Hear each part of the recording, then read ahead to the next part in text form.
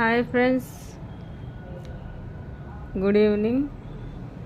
ఈరోజు అనగా జనవరి 3వ తారీఖున సావిత్రిబాయి పూలే జయంతి శుభాకాంక్షలు.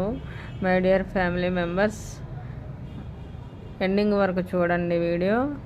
ఆమె గురించి తెలుసుకుందాము. కొన్ని విషయాలు మీకు తెలియజేయడానికి ఈ వీడియో చేస్తున్నాను.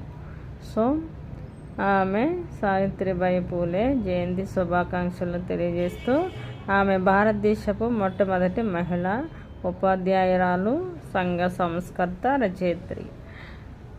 ఆమె 1831 జనవరి 3వ తారీఖున మహారాష్ట్రంలోనే నైగాన్లో జన్మించారు.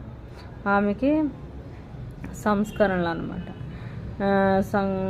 సంస్కరణలు బాలిక విద్య 1884లో పూణేలో మొదటి బాలిక పాఠశాలను ప్రారంభించారు.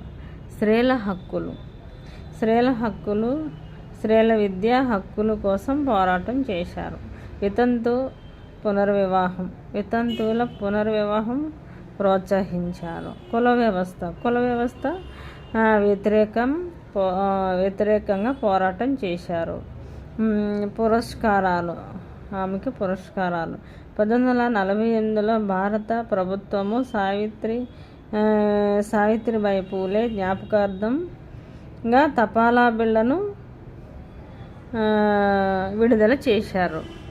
సో నెక్స్ట్, తెలంగాణ ప్రభుత్వం ఆమె జన్మదినాన్ని మహిళా ఉపాధ్యాయ దినోత్సవంగా ప్రకటించారు. సావిత్రిబాయి పూలే జీవితం మనకి ప్రేరణ అన్నమాట, ఆదర్శం అన్నమాట. ఆమె చదువుకునేటప్పుడు ఎన్నో కష్టాలు, నిందలు, అవమానాలు భరించారు. సో మనం చరిత్ర తెలుసుకుంటున్నాము.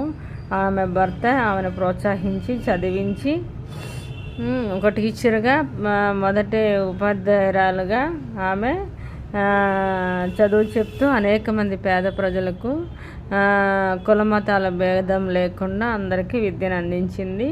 బాలికలకు, మరి ముఖ్యంగా ఆడపిల్లలకి చదువు ఎందుకు అనే పరిస్థితుల్లో నుంచి ఒక ఉన్నతమైన స్థానంలో ఎదగడానికి సావిత్రిబాయి పూలే గారు ఆదర్శంగా నిలిచిపోయారు.